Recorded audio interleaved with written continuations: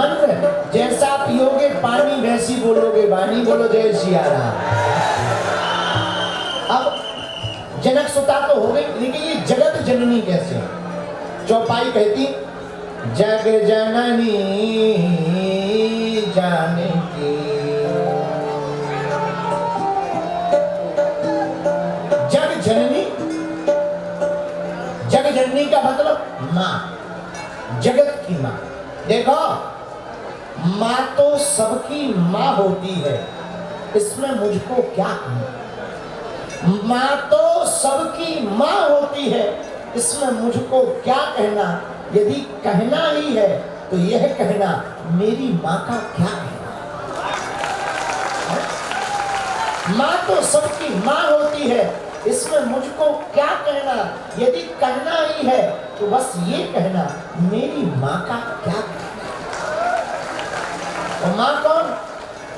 जग जननी जानकी।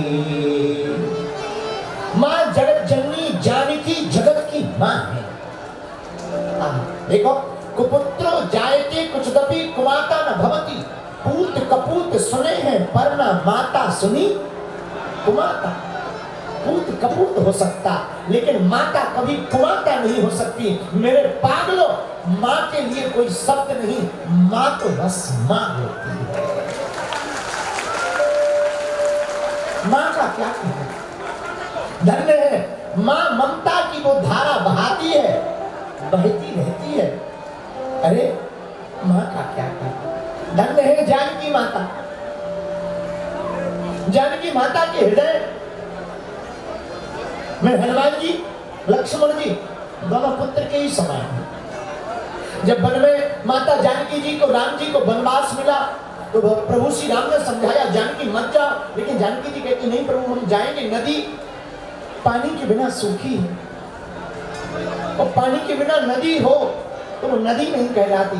ऐसे ही पत्नी बिना पति के बिना पूर्ण नहीं होती। कृपा करके हमें अपने चरणों की दासी बनाकर ले चलो। ठीक है चलो, लेकिन जानकी जी आप वन में जाओगी थक जाओगी। उसकी जानकी माता कहती आपके चरणों को देख करके हम आराम पाएंगे। प्रभु आपका नाम है राम, और राम के साथ जीना हराम नहीं आराम होता है। हम चलेंगे।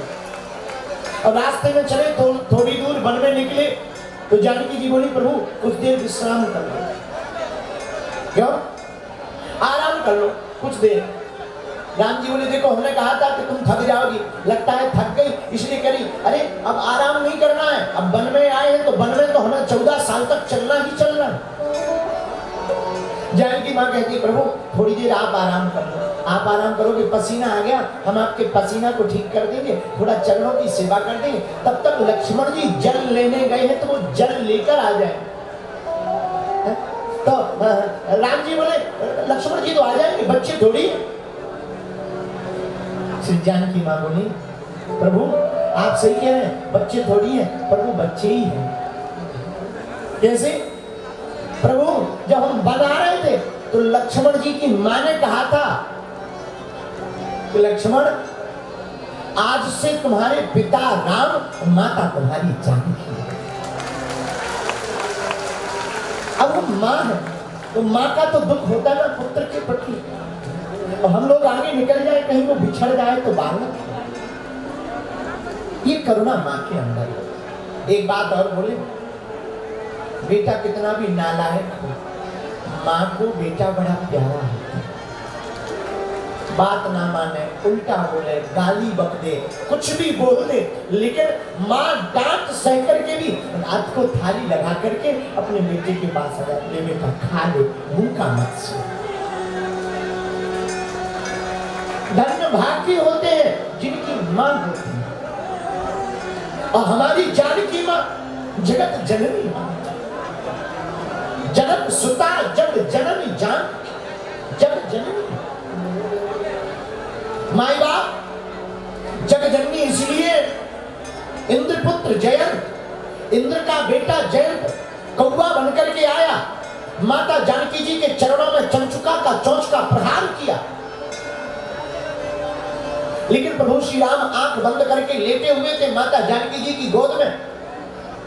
जानकी जी ने विचार किया, चरण चंचुका का प्रहार, चोंच का प्रहार चरण पर कर दिया, कोई बात नहीं, लेकिन एक काम कर, जयंत भाग जाए, प्रभु जाग ना जाए, इसलिए भाग जाए। जाग जाएंगे तो आफत हो।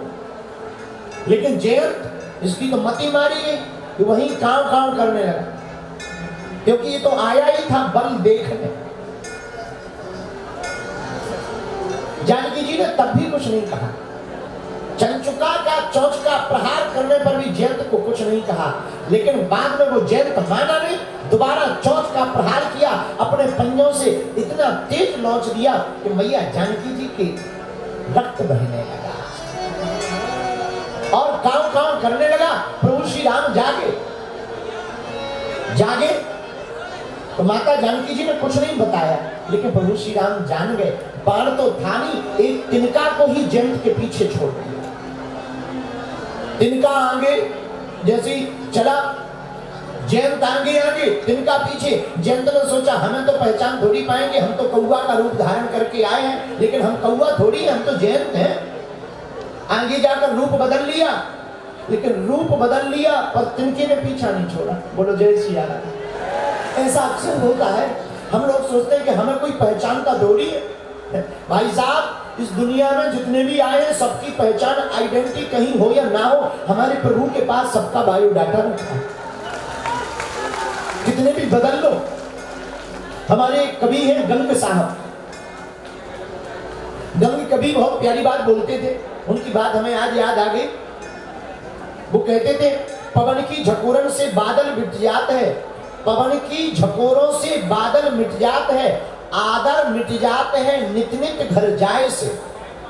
पवन की झकोरों से बादल मिट जाते हैं, आदर मिट जाते हैं नित नित घर जाए से। औषधि खाए से रोग मिट जाते हैं, पर पाप मिट जाते हैं हरि गुण गाए से।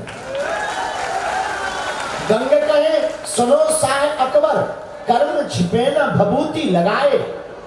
गंग कहे सुनो साह अकबर, कर्म छिपे न भभूति लगाए, लेकिन जो हरि गुण गाए सो राम को पाए। है? कई लोग ऐसा मुख बदल लेते हैं कि हमें कोई पहचान ही नहीं रहा। मान आज ही हम आ रहे थे, हम और चौधरी साहब दोनों जिस चील गाड़ी पे बैठे थे, हवाई जहाज पे बैठे, तो हम लोग काठमांडू से यहाँ आ रहे थे, भरतपुर करना था। चील गाड़ी छोटी सी, बुद्धा एयरलाइंस, उस पर बैठे छोटी सी हवाई जहाज। हम चौधरी जी, हमारे बगल में सांसद जी, और हम आगे बहू रानी और वरुण बेटा, उसके आगे माता जी बैठी, सब लोग बैठे थे।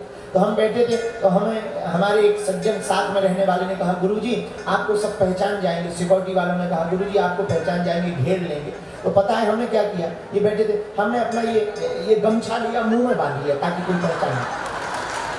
लेकिन मजे की बात सुनना, 1.5-2 मिनट तक तो बंधा रहा, लेकिन एक माता जी जय बागेश्वर था,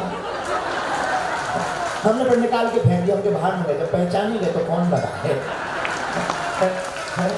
तो हम जब नीचे उतारा है, तो गाड़ी में आकर के हम कमरे में पहुंचे, तो हमने जो हमारे साथ रहते हैं बगल में सीट में बैठे थे, उसके बगल में सांसद जी के बगल में, हमने उनसे पूछा कि हम तो मास्क लगा लिया था, हमने बांध लिया था, तो लोग हमें कैसे पहचान गए? बोले गुरुजी तुम्हारी आंखें और बाल तो बता देती जिबेली। तब हमारे दिमाग में एक बात आया, हमारे दिमाग में एक बात आई, क्या कि कितना भी छिप लें पर छिप नहीं पाता है। व्यक्ति का हकीकत पता चल जाता है, आज नहीं तो कल चलेगा। सच्चाई छिप नहीं सकती, बनावट के उसूलों से खुशबू आ नहीं सकती, कागज के उन फूलों से। तो आ गया, तो सच्चाई सत्यता सत्य होती है, तो छिपती नहीं है, वो तो दिखाई पड़ ही जाती है।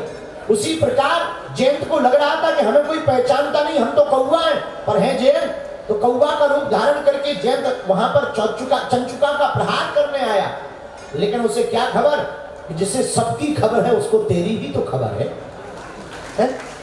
बेखबर मत रहे काफिर, बेखबर मत रहे काफिर, तेरी खबर भी तो उसको खबर है? आप तो बेखबर मत रहिएगा, उनको परमात्मा को सबकी खबर है। बोलो जय श्री राम, जोर से बोलो। प्रभु को सबकी खबर है। जयंत आगे आगे, भगवान का वो बाण पीछे पीछे चला, आगे चले। जयंत अपने पिता इंद्र के पास पहुंचा, पिताजी हमें बचाओ। क्या बात है? तीर पीछे लगा, बाण किसका है? प्रभु श्री राम का। अपना ही बाप अपने बेटे से बोला भाग लो, नहीं तो एक ठैया हम छोड़ेंगे पीछे से। जयंत बोला कैसे पिताजी, हो तो हमारी रक्षा करने की बजाय, हमारी सुरक्षा करने की बजाय उल्टा हमको मारने की बात बोल रहे। अरे बोले तो हमारा साम्राज्य लुटवा कर मानोगे क्या? जयंत और भागा। जयंत शंकर जी के पास गया तो पार्वती जी शंकर जी से बोली देख रहे हो जयंत आ रहा है, किस लिए? अपनी रक्षा करवाने। किस काम से? प्रभु श्री राम ने बाण पीछे छोड़ा है। शंकर जी दूर ही से बोले जयंत घुस मत जाना कैलाश में, वरना हम त्रिशूल पीछे से छोड़ देंगे। जयंत का दिमाग खराब हो गया, तो हम तो रक्षा मांगने जा रहे, सिक्योरिटी गार्ड मांगने जा रहे, ये तो त्रिशूल ऊपर से पीछे छोड़ रहे। जयंत भागा भागा पूरे क्षेत्र में गया, ब्रह्मा जी के पास गया, इंद्र के पास गया, कहीं पर भी ठिकाना नहीं मिला। जयंत समझ गया हमने गलती तो कर दी, गलती हमने पहचान छिपा कर की, अब अपनी पहचान भी नहीं बचा पा रहे। बोलो जय श्री राम। लेकिन आगे गया, उसी समय जयंत को देखकर किसी को दया लगी, और उस दया किसको लगी? नारद जी को।